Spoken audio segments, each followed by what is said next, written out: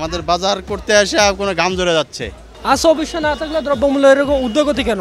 কারণ ভাই দেশ তো আর আমরা চালাই না, আমরা বাসার বাড়ি এই জায়গায় চালাই। আপনার এই যে কিছুক্ষণ আগে মালটা ছিল 60 টাকা, এখন যাইতেছে 40 টাকা। আর কাঁচামালটা এই 1 ঘন্টা যদি হাউসফুল হয় রেটটা পড়ে যায়, মাল শর্ট থাকে রেট ডাবল হয়ে যায়।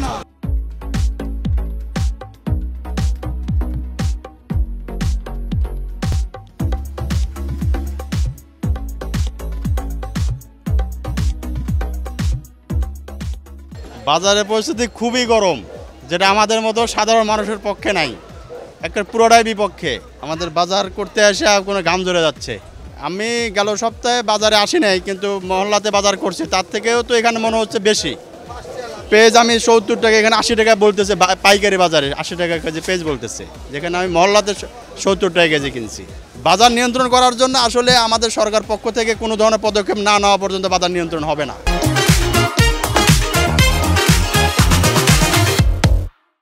এটা সাধারণ মানুষজনের পক্ষে এটা সম্ভব না। দাম ঊর্ধ্বগতি, এখন এই জিনিসটা কেন হচ্ছে আমরা জানি না। তবে বাংলাদেশের সিন্ডিকেটটা বন্ধ করতে হবে।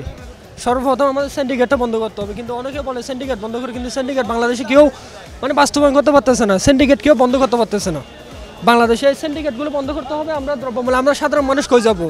আজ অবশ্যই না থাকলে দ্রব্যমূল্যের এরকম ঊর্ধ্বগতি কেন? বাজারের পরিস্থিতি খুব খারাপ দেখতেছে। প্রত্যেকটা জিনিসের দামই চড়া, অনেক দাম। A to Z 80 টাকার নিচে কোনো কিছু নাই। সব 80, 100, 150, 180, যা নিম্নবিত্তদের কিনা অনেক মুশকিল। 19-20 এখানে কোনো বাড়তি কমের না, দেখা যায় আজকে 19 কালকে 20 এরকম, এর চেয়ে বাড়তি কম বেশি নাই, বরং বাড়ে। প্রত্যেকটা দেশের দাম বাড়ে। এখন সিজন অনুযায়ী একটু দাম বেশি। আমি কিনেছি হইল কিনলাম হইল আপনার করলা, হ্যাঁ 100 টাকা কেজি। তারপরে ওই কাকরোল হইল 70 টাকা কেজি।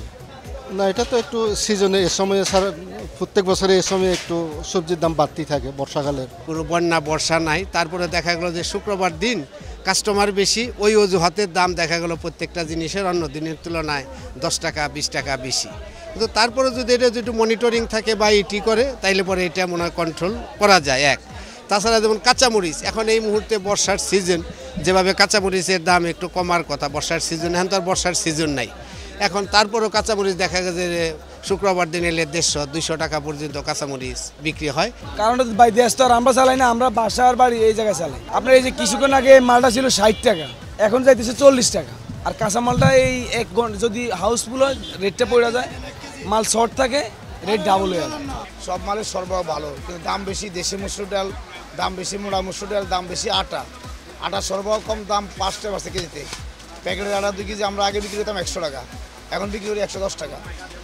1 কেজির আটা বিক্রি করতাম আগে 50 থেকে 55, এখন 60 টাকা। খোলা আটাও 5 টাকা বাড়ছে। দাম বাড়ছে মসুর ডাল। দেশি মসুর ডালটা ছিল আপনার 130, 35, 40, এখন 160। মোটা মসুর ছিল 95, এখন 100। দাম কম চিনির, 110 টাকা কেজি, 105 টাকা কেজি, সর্ব ভালো। চাউলের দাম বাড়ছে, বাড়তি অবস্থা আছে। মিনিকেট চাল 80, 28, 55 থেকে 60, ভালো মানের 28, 65 টাকা, সর্ব ভালো। তেলের সর্ব ভালো, দাম কমার কোনো সম্ভাবনা নেই। দাম গায়ে দামে তেল বিক্রি হতেছে। 1 লিটার 199, 2 লিটার 378, 5 লিটার 920, সর্ব ভালো আছে।